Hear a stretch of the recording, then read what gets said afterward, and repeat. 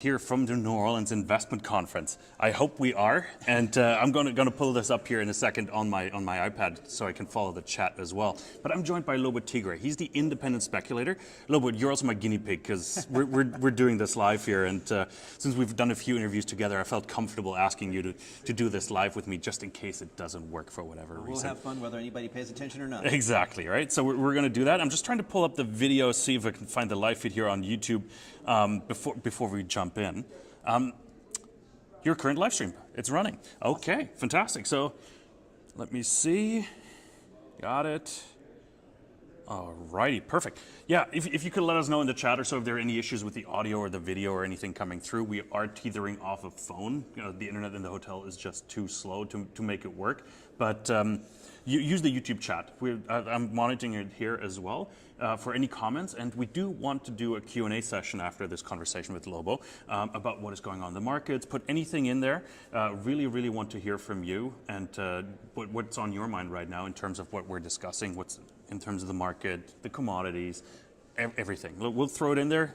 I'll figure out if we ask it or not. So, Lobo, as I said, thank you so much for joining us here. Thank you. It's good to see you, just in general. It's an interesting time. It is very interesting. It's busy out here. It's busier than last year, I have to say. Yeah, the conference is, the vibe is different. It was much more depressed, I would say, last year. It's not a very kind thing to say about a conference, but the mood was definitely downbeat. But we've seen, you know, gold fail to fall to its inevitable death, as so often proclaimed, right? You know, we back over 2,000 last week. You know, that really got a lot of eyebrows up. And of course, the other yellow metal doing well, which, you know, toot my own horn, I mentioned, I highlighted last year here. So judicious speculators are making money in this market. And you know, it's good to see. I've been speaking with investors as well. They came here with a purpose to actually buy mining stocks and get educated on how to buy gold because they see what we're seeing as well. Like all the indicators are pointing towards a recession, perhaps a market crash even. Like we'll see what the recession brings with it. But they're worried and they're looking for protection. Yeah, I sense that too. There's the crowd who gets it and the crowd who doesn't. The boundary changes. And then there's some news that makes Team Soft Landing get out there and cheer, hoorah, soft landing, everything's fine, look how strong the labor market is, right? And then the boundary shifts a little bit more. But, you know, as much as Yellen gets out there and says she sees no sign of recession, right? She who never saw another crisis in her lifetime. Like, why does anybody listen to this woman? But they do. And it seems like the average investor out there is more willing to call BS on this now. Like you see even the mainstream talking heads on Bloomberg or Yahoo Finance or like yeah, but we've heard that before. Or yeah, but there's this problem. Like, you know, it seems to be getting harder and harder for Team Soft Landing to come across as, you know, completely right and there's nothing to worry about. People are worrying more. And of course, that's good for safe havens. It's interesting because I watched the Target CEO come out this morning as well. I think he was on CNBC in one of the financial media or news channels, and he was even talking about how he was watching like discretionary spending decline. Like in their toy department, I think there've been 7 quarters of lower or fewer sales, but also now he's saying like we're seeing less spending on food. Wow, and if he comes out and says that, that means something. Well, I thought there was an interesting but either overlooked or misunderstood potentially number that came out in the latest PCE numbers, which the Fed says are its favorite measure of inflation, right? The PCE number. And of course their core, now they're super core, like PCE without anything that anybody actually uses. Now that's the measure of inflation now. But there was an interesting number, right? You know, inflation stopped going down, or it went sideways more or less. But the personal consumption expenditures went up. So the mainstream interpreted, oh look, strong consumer, right? They're spending more. But think about that. You know, why would they spend more when, you know, inflation hasn't made any progress really? Why? So if people are starting to think, and I don't know this, I'm putting this out there as an alternative explanation. If inflation expectations are no longer so well anchored as Powell likes to say, and they did go up, the expectations, both near-term and long-term inflation expectations went up in this last report, and spending went up. So what if they're not spending because they're so great and healthy and wonderful, but because they're worried about prices being higher? Well, if prices are going higher, I'm going to buy it now before it gets more expensive next year. If that's what's happening, That's a tidal shift, and that's really important because it's when people start saying, "Oh, I'm pulling my purchases forward." That's the kind of thing that we saw in the 1970s. It's been absent this entire episode since 2020 and all that stuff. This thing where people were really worried that in the future things are going to be more expensive. That was what made the 1970s bull what it was, and it's been absent this time around. So I don't know that this is happening now, but I'm saying there's evidence that it might be tipping point. Housing market, like what you just mentioned, it sounded like something I heard last week when the housing numbers came out, or the new build starts, I think it was, and there was an uptick, right? So, which reminded me of the pre-spending. Right. But in the immediate response is, oh, the consumer's strong, like they can afford to do this. But what if that's not it? It's like, oh, we have to do this now because it's going to cost us an arm and a leg more later, right? And we also had, the new mortgage application data. That's now like at the lowest it's been since 1995 or something. I mean, it's just cratered. And it's just one of many things, the federal revenue is down, right? That's why there was the surprise for the deficit. It came in double what was expected. And federal revenue going down is another strong recession indicator. And then, there's the number of bankruptcies. So there's already year to date, there's more bankruptcies we've had since the GFC. And that's just year to date, right? And then there's the leading economic indicators, which are down for, the 17th month in a row or something. Like, somehow, long and variable lags. It's starting to feel like we're getting there. It feels like it, because one thing you mentioned again as well is on the Treasury Department just announced, I think it was on Monday, how much they're planning to issue in terms of bonds and bills until the end of the year, which was a surprisingly $100 billion lower because they're expecting higher income from taxes. But until then, so it's I'm trying to the conflicting data, because what you're saying is okay, the deficit has exploded because of less tax revenue, right? But now they're saying, well, we need to borrow less because we see more income. So if it's gone down and they're thinking it's going to go up, but it's you can say we expect this out of the other. That means it's going to happen, right? and it's one of those things. Particularly, I'm not a bond king. I'm not Jeff Gundlach or one of these guys. I don't pretend to be the expert on what it means if this spread versus that spread changes, or whatever.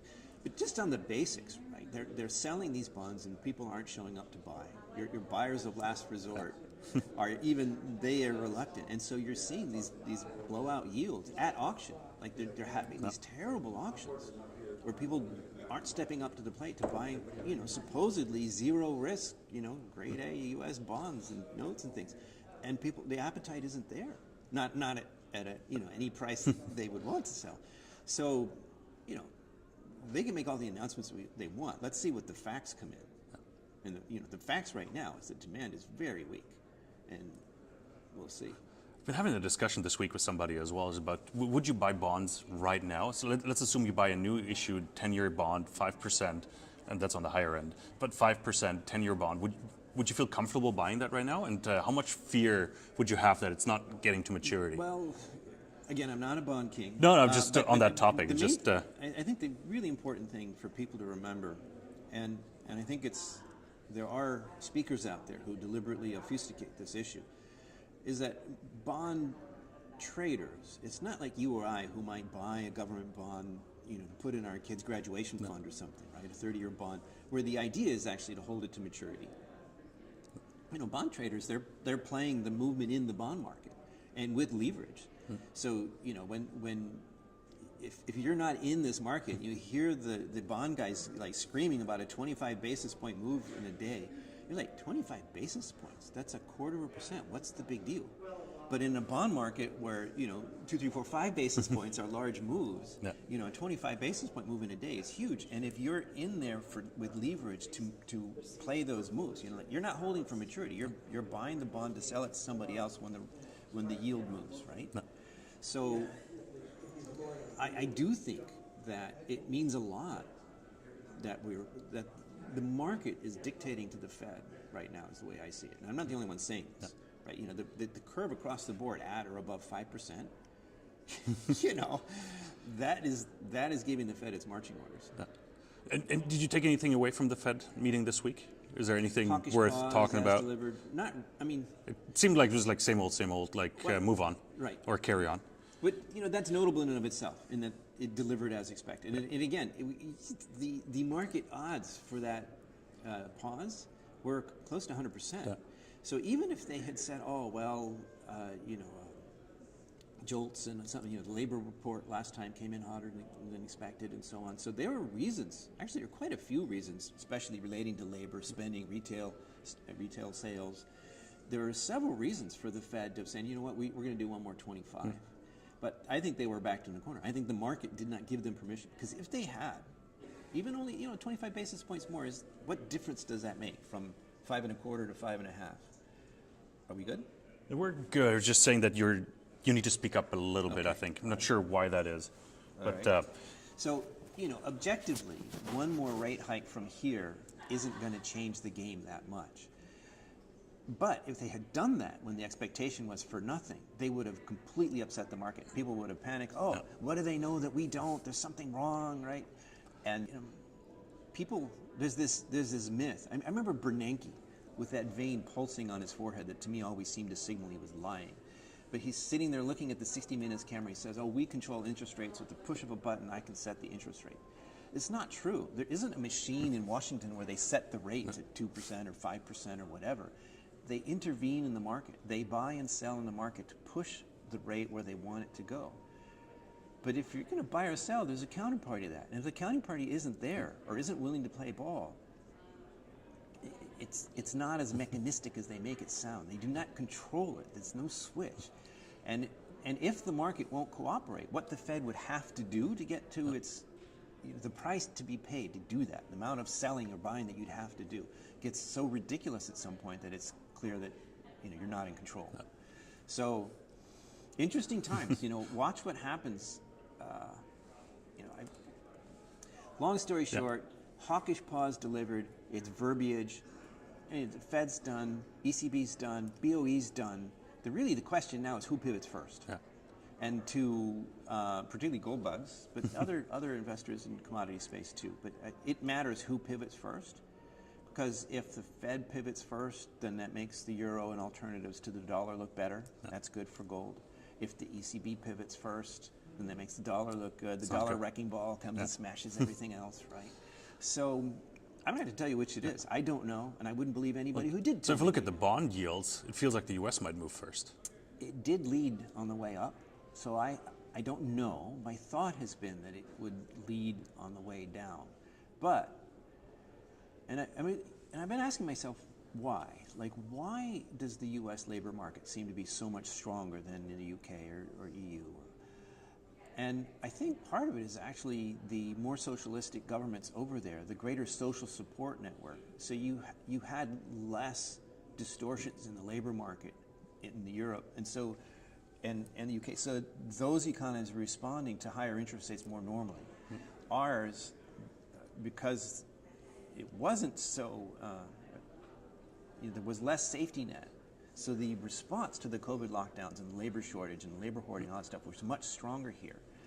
And we also had, they had the negative interest rates for how long over there? Things were much more static over there, whereas when we had these big changes here, there's a shock here, and,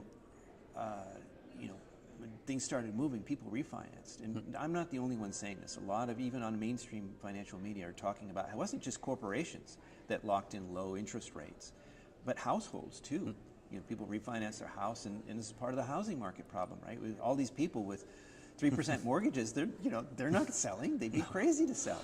That mortgage is now an asset instead of a liability, right? So these things have made pretty unique distortions in the U.S. economy and the marketplace here. But at the end of the day, bad news on Main Street is bad news. The real economy matters. And what happens on Wall Street and these prices that we watch and these commodities traders that put all these things into their models and they move the so-called price of gold around or silver or copper, whatever it is, looking at all these models. At the end of the day, those models and those economic inputs, I think, are misleading, and the reality matters. Absolutely. We'll see. How much is the current rate environment, like the 4.8% for the 10-year, sort of competition for gold?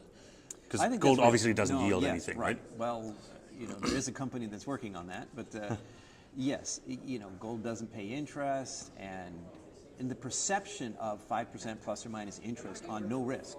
No. And of course, there is risk, there is counterparty risk, but people don't see it that way. But that perception, that's a real headwind. And this didn't come up in my talk today, but I'm not a perma bull, and this summer, looking at this issue that you're bringing up, I offered guidance to my readers that I was turning near-term bearish on gold because for the nonce, until the recession we've been talking about when we started this conversation, until that becomes undeniable, the denial is going strong here. Team soft landing seems to be winning. So who needs a safe haven asset if we're going to have a soft landing? Right. So you've got that, and then interest rates. And if you can get no risk, never mind 10-year, but the 2-year, 3-year, you can 5.5%. Yeah, right. That's a short-term, apparently can't lose proposition, or at least it keeps you up with inflation. Whereas if you're not a gold bug, you don't know where gold's going to go. You don't have an opinion on it. You don't know it could go down. What if I buy gold and it goes down to 1,100, as some people are saying, or whatever, right? Whereas I know my bond's going to get me 5%, or at that point it's a note. Yeah. So I think that's real, and it's not surprising. If anything, it's surprising that gold hasn't done worse. And honestly, if the war hadn't come along and kicked it back up again, the trend was downwards. Gold was responding to that headwind of higher rates, higher for longer, and the appearance of soft landing, meaning neither safe haven demand nor negative, that competition was real. So, yeah, that was... Brings me sort of to the last question, because you brought it up as well. It's like, how geopolitical is the gold price right now? And how does that factor in? How much fear is priced in there? It's not 100%. Clearly it responded to the war the same way it did when the second invasion of Ukraine happened, right? And the same way they did when the first invasion of Ukraine happened. We see this, and the thing about that is, it's real. It happens. Prices move, and that's not a bad thing. But the geopolitical risk, it eventually fades, and it's as long as the fear or the scare is increasing, then it keeps going. Gold keeps going. But as soon as it stabilizes, or you realize, it's not World War III, it's just those pure Ukrainians being pounded, right? Or, it's not the whole Middle East, it's just those poor Gazans being pounded, right? As soon as that sets in, then, the fear goes away, the safe haven demand goes away, and it reverts to trend. Now, in the case of the Putin invading Ukraine the second time, the trend for gold was upwards. And so we got this huge spike on the invasion, and then it went back to trend, which was upwards. This time, as we were just talking about, right, the higher for longer and the team soft landing appearance of victory, right, that had gold on a downward trend. So right now it's not a done deal. It could be that Syria or somebody steps in on Hamas's side in a big way, or Iran decides they're going to throw their hat in. Their puppets are getting mauled, so they're going to step in with more support. If that happens, and the war spreads, I think gold will go even higher in direct response to that. If it doesn't, or the longer it goes with the conflict seeming to be just Israel reducing Gaza City to rubble, then, and I'm not dismissing the human pain there, I'm answering the question. Yeah. Right? The trend, remember, it reverts to trend after the geopolitical scare, and the trend was down. So what happens, it's possible if the war scare lasts long enough for the recession to hit, then that will change the underlying trend. Or the Fed breaks something, right, before the war scare ends. So then, it would have reverted to trend, but now the trend's changed. But if none of that happens and the war scare cools off, I do expect gold to go back down again. Okay. Now I got to ask, because I was listening to your presentation earlier, how does that fit together with your gold call and your conviction trade of gold for 2024? Well, it's 2024. So okay. What is it? November 2nd today. So if the war settles down into just this reduction to rubble exercise, and again, I see the children on TV. I get it. I'm not dismissing the human side here. I'm speaking about the investment implications. All right. So if it reverts to trend and the Fed doesn't break anything, the recession doesn't become undeniable in the U.S. And when that happens, then I do think we're going to have more buying opportunities, and I would absolutely. I have more cash now. I've taken some profits, taken some lumps, so I have more cash in my account now, my trading account for the newsletter, and I'm looking for these buying opportunities because I'm my highest conviction trade for 2024 is that the recession will become undeniable in the U.S., not just globally, and that will be very good for gold. How it goes, we may or may not get this buying opportunity. If we don't, great, it's off to the races. I'm glad I own a bunch of gold stocks. If we do, fine, I'll buy more. And you know what? Remember that gold and the gold stocks are different, right? You know, we've got the situation where the gold back around $2,000 and everybody's, you know, fine. But the gold stocks, you know, they're still in the doghouse. People don't love them, they don't want them, they don't care about them. You know, even the ones that are just consistent cash cows, you know, they're on sale. Yep. No, they're not all at 52-week lows or whatever. You know, some are better bargains than others. And frankly, this is a stock picker's market. I wouldn't buy an ETF here. Yeah. I would pick the better value propositions, and of course, I'd be happy to help with that. You know, hire me, please. There you go, independent speculator, right there. Right. So, but yes, that's the answer. The answer is I don't know how this plays out. If the war goes away, we get another buying opportunity. But either way, I think 2024, and this is unusual for me. I don't, you know, I don't like the prediction. I know. You know, but the trend tells me that 2024 should be very good for gold. I think even better than uranium. And I'm willing to put my own money where my mouth is there. Fantastic. You brought up uranium. You've been Darth Uranium, and you've been, you know, on that trade for a while. How has that played out? And have you taken the foot off the gas? Meaning, have you exited some positions, or have you maybe decreased exposure there? Yeah. Well, several things. One is the big picture, right? This has been a very consistent sawtooth pattern, 2 steps forward, 1 step back. We've been on an upward trend for more than 5 years. This is a pretty solid trend. And I'm not a technician, right? But my technical friends tell me that it's really important to have a series of higher lows, which we've had. And the lower bound, like there's this trend going upwards, and the lower bound has not been violated by any of these steps back. So until recently, we had another step back, and people were all frustrated with uranium. When I was here at this conference last year, when I said that was my highest conviction trade for 2023, right? You know, people hated uranium because it had just done nothing for months. Months. Like, can you imagine having to wait months? I was negative because I didn't know where the supply is coming from. Right. Okay. So, to my mind, that just fit the pattern. You know, that longer term pattern. So, if nothing else, that's what I would remember. 2 steps forward, 1 step back. It's been so predictable. Buy the steps back. That's the time to buy. The other thing is, though, that with uranium now hitting the incentive price that the lower cost producers and projects need, the developers, those are happening. People are building uranium mines. The existing producers are bringing mothballed production back online. Now, we've done the math on this. We've done a deep dive on the supply and demand balance. And this is a different thing. Actually, there's a free uranium report on the website. You can look at this. My view had been actually that the low-hanging fruit, you know, eventually there would be a uranium supply deficit, but the low-hanging fruit of mothballed supply would come back on and set uranium prices back. Our latest look tells us actually that that's not likely to be the case. There's not going to be enough supply to meet demand. Even with the biggest producers, your Kazatomprom, and even with them coming back online, it won't be enough. So I'm actually more bullish than before. But the issue is that the market has seen those stocks, that unlike gold stocks, which are still unloved and therefore are more compelling speculation, many of these uranium stocks are at or near 52-week highs or multi-year highs. So that's great if you bought last year, but it doesn't help you much this year. So bottom line, not to go on forever on this, is I remain very bullish, but I'm much more choosy about the stocks. And since we've had this sawtooth pattern, it just makes sense to me to wait for the next downturn. If you missed it before, sorry, you know, don't chase it now. For 5 years, we have been getting consistent buying opportunities. Wait for the next buying opportunity. Fantastic. I think that wraps up our general discussion. I think it was really comprehensive. We covered a lot of ground. We've been going for 24 minutes already. I'd scheduled 15, but I thought it was really comprehensive. I think we touched on a few questions we got in the chat because we got quite a few. Okay. One of them is about silver because we haven't talked about it. And one question is like, when does Lobo see silver breaking $30 again? Anytime soon? And thoughts on silver miners? Okay, well, put my Darth Silver helmet on, and I got to say, this is a bit different. You're getting it first here, right? I'm more bullish now on silver than I have been for probably 2 years. And the reason for that is actually the war, the new war, right, in the Middle East. When you know, people went knee-jerk reaction into gold, they also went into silver in a big way.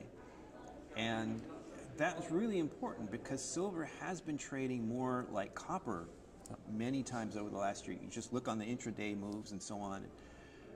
And there's been many times where some kind of monetary news, something from the Fed or whatever, would move gold but not silver. Or gold would go up and silver and copper would go down. Because the industrial side of silver has become, in my view, undeniably more and more powerful. It's a more powerful driver than it's been before.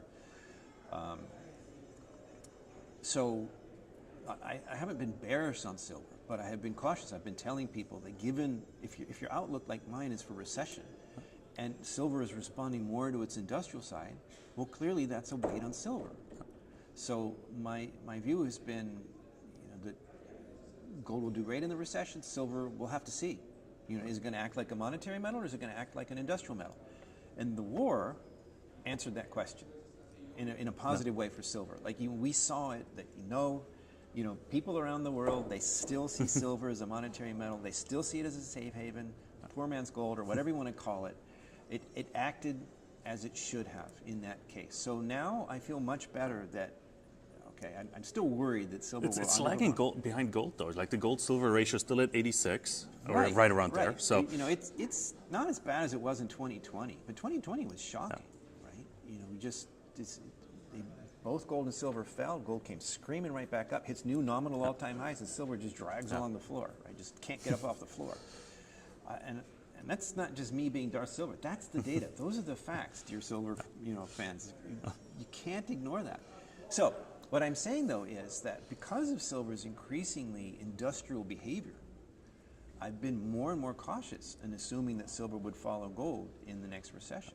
And so, the fact that silver moves so strongly in response to a safe haven and monetary movement in just recent weeks is very reassuring to me as a silver bull. So I like it. But honestly, like right now, I'm more interested in putting more money into gold stocks than silver stocks because I'm still concerned that the industrial side will weigh. So the second question was about silver miners. The most interesting thing there is that the political risk aspect has really gotten crazy. Peru has become almost uninvestable. Mexico, which was the safer silver mining jurisdiction, has become really problematic. Now the good news is that the current administration only has a year left or so, and I think the odds favor a more rational stance whoever wins the next election. But meanwhile, it's not good. And particularly if you've got a project moving into the permitting phase, it's not good. And who knows? They could get even crazier. So maybe one way of saying that is the world has gotten so dangerous in jurisdictions where silver, where you can find silver miners, that it actually narrows the field. It makes it easier. The stock picker's job is easier. There's so few silver plays or primary silver plays that are not in a place where you're worried about the kleptos and government stealing your project or something, that it kind of makes the world easier for you. So we're buying Hecla. I'm just kidding. What the Hecla? No, we're not that one. No, fantastic. Thanks for answering that one. And keep the questions coming, please, here in the chat. We have a few more minutes with Lobo here at the New Orleans Investment Conference. And if you haven't done so, hit that like and subscribe button as well while you're at it. Lobo, good question, actually, from Josephine here. As stated, a 25 basis point move in bonds is considered a large change that makes people take notice that there's something going on in the bond market. What do you consider a big move in the gold market? Or a meaningful move that people notice? Yes. No, I think, so the answer right now would be something on the order of a $50 move. And of course, proportionally to the gold dollar exchange ratio, that changes. But we're seeing pretty high volatility, so it's on that order. Like maybe 25 people notice, but only people in the industry. It's when it's those bigger moves, up or down, like on the order of 50 or closer to 100. We haven't had a $100 move in a while, but we've had moves close to that, and that's when you see the mainstream folks, the Bloombergs and the Yahoo Finances of the world, the people who can't talk about Chipotle and Nvidia enough, right? When they mention gold. And I have noticed, this is quite interesting, the last big moves, and of course the war, in my view, has made some of those big visible moves. But I have seen more people on mainstream finance talking about hedging with gold, and even mentioning the obvious safety move here is to have a little bit of gold in your portfolio. And before it'd be like once in a blue moon there'd be some random guy, but now it's becoming a more common thing. And even the interviewers, you know, some of these people on Bloomberg in particular that never asked about gold or mentioned gold, they'll say, well, what are you doing now in this volatility? You know, some bonds, some gold. Like they'll include gold on the list of options, whereas before it was a pet rock, right? A barbarous relic that nobody cared about. Yeah. Interesting. Okay, no, thanks for answering that one. I'm wondering if I should take the Bitcoin route, because we've got a couple of Bitcoin questions, which is interesting. If a recession happens and the war escalates, the Bitcoin ETF gets approved, a lot of ifs in there, but do you see there major competition now coming from Bitcoin for gold? No.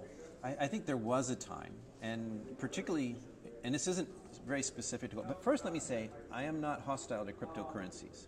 I'm not one of these Bitcoin haters. You're not binary, you're not either pro-gold, right. pro-Bitcoin. And I think the crypto crowd has done gold bugs an enormous service in educating entire generations of younger people. You know, you'd have to tie them up with a rope to get them to sit still and talk to them about the dangers of fiat currencies, right, and why they should own gold. They didn't want to hear it. But the crypto crowd has taught them about fiat currencies. They are aware now in a way that they weren't before. So this is all to the good, I think. My problem is just I don't know how to value Bitcoin. And the supposed scarcity of 21 million, I get that, but then there's Bitcoin Cash, Bitcoin 2.0. I have difficulties with the valuation. But the whole idea, though, governments have been mismanaging money for centuries, and it seems like a private sector response to government gross mismanagement of the money. So if cryptos work out, you know, that'd be great. I'd like to gold back crypto. So anyway, not hostile. But it is unproven. We've got, I know it sounds old and tired, but it's true. We have thousands of years of track record with gold. We've got, what is it, 12 now, or 13, going on 13 years of track record with Bitcoin. It's not enough. You know, and it wasn't there in the GFC. In 2008, there was no Bitcoin play. 2020, there was a flash crash, you know, but that was the COVID lockdown. It wasn't a normal economic cycle. It was the government telling everybody stay home and we'll send you money. I mean, that was, how weird is that, right? So there's no track record here for me to feel comfortable with one way or the other. I'm not attacking it or whatever. I'm just saying, you know, I am saying I wouldn't bet the farm on any Bitcoin thesis. You know, even the most compelling, the most convincing one, we'll know when we know. We'll know when we know. So that's actually a good one to end on. Okay. Fantastic. Right. No, really, really great discussion. I think we're at the 32-minute mark. I think that's sort of hitting the limit here. Lobo, really appreciate you doing this live with us. This is the first time we're doing this here at a conference. Didn't know how the internet was going to be, and really appreciate it. Thanks for 140 people tuning in live at the peak. Absolutely fantastic. Really, really appreciate your time. Thank you so much for your questions. I think it's made a really interesting and you know, lively discussion as well. If you haven't done so, hit that subscribe button as well. Follow the Independent Speculator. Thank you. Lobo will also be joining us in Frankfurt in a few weeks, yes. 3 weeks pretty much exactly, for the DEUTSCHE GOLDMESSE. If you haven't signed up for that, if you're in town, make sure to sign up for that. It's free for investors to attend. We'll upload the presentation afterwards as well, but why don't you come in person? It's way better than online. So thanks so much, Lobo, for your time. Really appreciate it. Thanks so much, everybody else, for tuning in. Hit that subscribe button, and we'll be back with a lot more content.